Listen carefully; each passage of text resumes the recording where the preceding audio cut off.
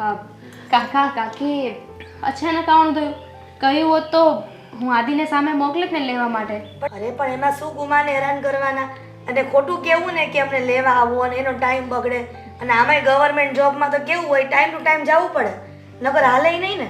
હા એ વાત પણ હિરલબેન એક વાત છે, ઘર તો બધાએ જોયું હોય પણ લેવા આવવાનો જે એક હરખ હોય ને એ અલગ હોય. પણ એમ નહીં, પણ તમે પેલા બીજી શેરીમાં રહેતા હતા ને વળી આ તમે સારું મકાન લીધું એટલે અહીંયા શિફ્ટિંગ થઈ ગયા. હા. પણ જોયું તો એટલે વાંધો નહીં એમ કહેવા માંગુ છું. હા તો બરાબર છે. ગવર્મેન્ટ જોબમાં તો એવું છે ને ત્યાં ટાઈમે હાજરી પુરાવી પડે હા. અને પછી તમે કાંઈ ન કરો ને તોય હાલે. ત્યાં કોણ પૂછવાનું છે અને એવું જ હાલે છે ને. હા હા અરે અંકલ આંટી આવો. જય શ્રી કૃષ્ણ. હા જય શ્રી કૃષ્ણ. આવો દેવાંગભાઈ, હું તમારા માટે ચા લઈ આવું. નહીં નહીં કોઈ જરૂર નથી.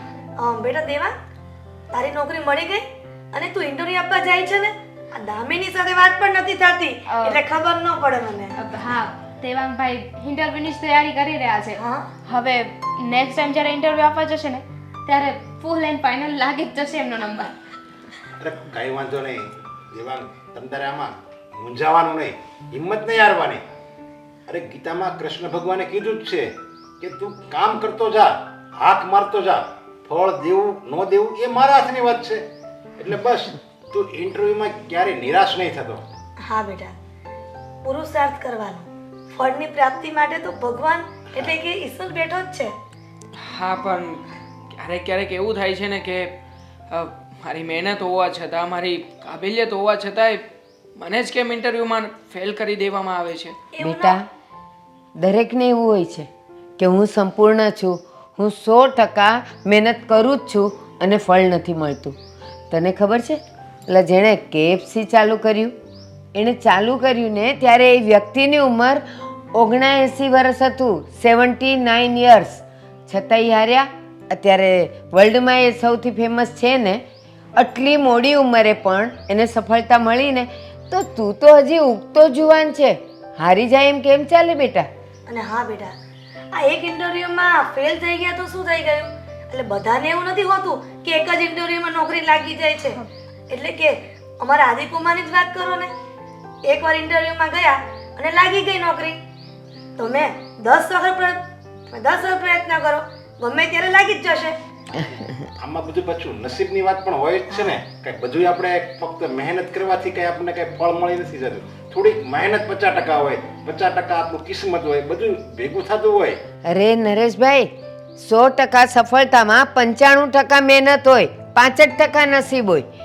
નસીબને જ ગણીને બેસી રહીએ તો આપણે મહેનત જ ન કરીએ. આપણે આ જીવનમાં 95% મહેનત છે પણ 5% નસીબમાં પાછો પડે છે. હા. જ્યારે એ નસીબનું પાંદડું હલશે એટલે તરત જ આપણા દેવાંગને નોકરી લાગી ત્યારે આદિ કરતા આગળ જતો રહેશે એ મને ખબર છે. લ્યો જાય. મેં હમણાં એક કલેક્ટરનો કિસ્સો વાંચ્યો હતો. એ કલેક્ટર પહેલા એક સામાન્ય કારકુનની કઈ થોડુંક ભણ્યો, ગ્રેજ્યુએટ થયો ને પછી એક સામાન્ય કારકુનની નોકરી દેવા ગયો તો એને નાપાસ થયો.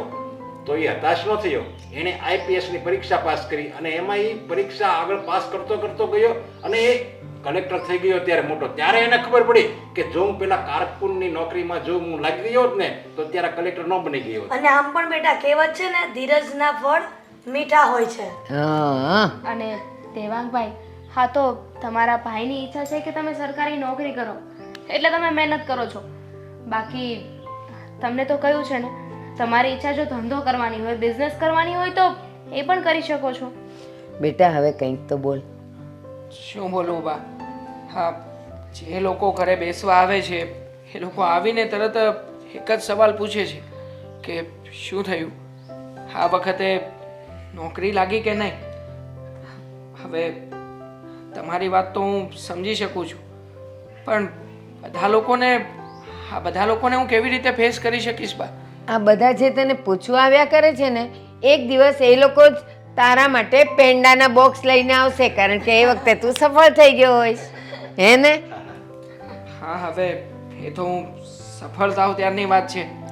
હા છોડો ને આ બધી વાતો, હું અંદર જઈને વાંચવાની તૈયારી કરું કર. છું. જા મા દીકરા જા. હા.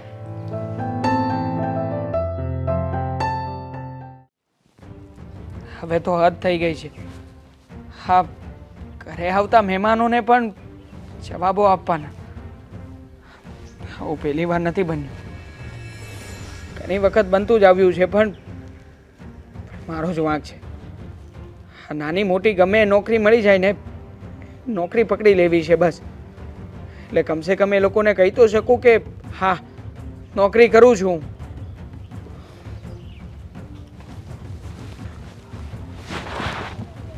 મોટા ભાઈ,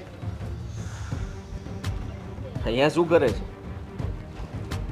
વિચાર. બીજું તો શું કરી શકું? અરે વિચાર ના કરવાના હોય. આ વિચાર કરીએ ને તો આપણું મગજ ખરાબ થાય. હું તો તને ઘરમાં ગોતતો હતો. મેં વિચાર્યું હતું આજે કે મારે આજે ફ્રી છું, કંઈ કામ તો છે નહીં, તો ચાલ ને આપણે બંને કંઈ ફિલ્મ જોવા જઈએ, કંઈ બહાર જઈએ. નહીં. કેમ? મારે ક્યાંય બહાર નથી જવું. લે, આપણે પહેલા કેટલા બહાર રખડતા હતા, ભૂલી ગયો એ બધા દિવસો? હા, આ તું જ મને જીદ કરતો હતો. જ્યારે જુઓ ત્યારે તું મને વાતે વાતે કહેતો કે ચાલો ભાઈ, અહીંયા મસ્ત મૂવી આવ્યું છે, આપણે જોઈ નાખીએ. અને કાં પછી કોઈ પણ સર્કસ, મેળો, આ તે, આ બધી જગ્યાએ પ્લાનિંગ તારા જ હોતા હતા, નહીં? હા, હોતા હતા. પણ પહેલાં હું જે હતો ને અત્યારે જે છું ને, એમાં કંઈ જ ફરક નથી એમાં. એવું તું માને છે કે તારું મગજ એવું કહી રહ્યું છે કે તું માનસિક રીતે ભાંગી ગયો છે, તૂટી ગયો છે. પણ જો આપણે જ આપણા મનને નહીં મનાવીએ, આપણે જ આપણા દિલને નહીં કહીએ કે તું પોતે જ એ જ દેવાંગ છો જે પહેલાં હંમેશા ખુશ રહેતો, આ ભણવાના ટાઈમે પણ મસ્તી કરતો, એક્ઝામ નજીક હોય છતાં પણ વાંચવાની ચિંતા ના કરતો. એ તો કહેતો કે એક ચક્કર મારીને આવું, વાંચી તો હું પછી પણ લઈશ અને એક્ઝામમાં હું પાસ થઈને જ રહીશ. આટલી હિંમત રાખવાવાળો છોકરો આજે મને કહે છે કે મને કોઈ મોજશોખ નથી રહ્યા, હવે મને કંઈ જોતું નથી. હા હા, કારણ કે મને છે ને એ સમયે આ દુનિયા બહુ સરળ લાગતી હતી અને એમ હતું કે હું પણ કોઈ સારી એવી નોકરી કરી લઈશ, મારો પગાર પણ બહુ સારો હશે. પણ નહીં મોટા ભાઈ, મારા જીવનમાં મેં જેવું ધાર્યું છે એમાંથી કંઈ નથી થયું. હજી જિંદગી બહુ બાકી છે પહેલા. હા, આપણે એક્ઝામ પાસ કરીને પાસ તો થઈ ગયા, પણ હવે સાચી પરીક્ષા તો હવે શરૂ થઈ. ગાંડા, વિચાર તો કર. આવા તો તારે ઘણા બધા પેપર આપવાના છે જેમાં તારે પાસ થવાનું છે. માની લે કે નોકરી મળી ગઈ, પછી પણ પરીક્ષા પૂરી નથી થતી. હા, એના પછી પરીક્ષા ચાલુ થાય છે કે તું કામ કેવું કરીશ, તારું પરફોર્મન્સ કેવું હશે. એની પછી પણ પહેલા આ પગાર પણ સારો થઈ જશે અને બધું સેટ હશે. પછી નવી પરીક્ષા આવશે, તારા લગ્ન થશે, ફરી પાછી એક પરીક્ષા. લગ્ન જીવનને તું કેવી રીતે ચલાવીશ, તારા પાર્ટનરને તું કેવી રીતે ખુશ રાખીશ, ફેમિલીમાં બધા સાથે કેવી રીતે રહીશ, આવી દરેક પરીક્ષાઓમાંથી પાસ થઈને જિંદગીને પસાર કરવાની હોય છે. તો આ તો એક સામાન્ય વસ્તુ થઈ, નોકરી. અરે ગાંડા, નોકરી આજે નથી પણ કાલે મળી જશે, ચિંતા શેની કરે તું? હા, તારો ભાઈ છે ને.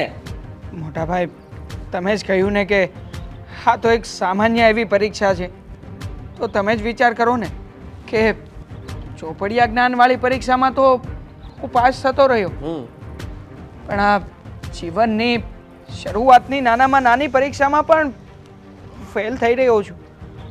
આગળની પરીક્ષાઓ હું કેવી રીતે આપી શકીશ?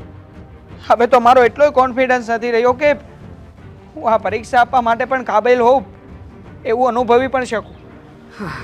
આ બધું છે ને તારા મગજમાં ફિટ થઈ ગયું છે કે હવે હું કાંઈ નહીં કરી શકું, પણ એવું નથી હોતું. એ બધી પરીક્ષાઓની તૈયારી નથી કરવાની હોતી, પણ એ પરીક્ષાઓ ભગવાન લે છે અને એમાંથી આપણે પાસ થવાનું હોય છે. આપણા મગજને, આપણા શરીરને બધી જ રીતે શાંત રાખવાનું હોય છે અને શાંતિથી કામ કરવાનું હોય છે. જો આ બધા વિચાર છોડ ને ચાલ, આજે આપણે બંને ભાઈ મૂવી જોવા જશું અને તું ના નહીં પાડે, એક પણ શબ્દ નહીં બોલે અને કંઈ નહીં કહે. ચાલ ચૂપચાપ. અરે મેં કીધું ને, બસ હવે મારે કંઈ નથી સાંભળવું.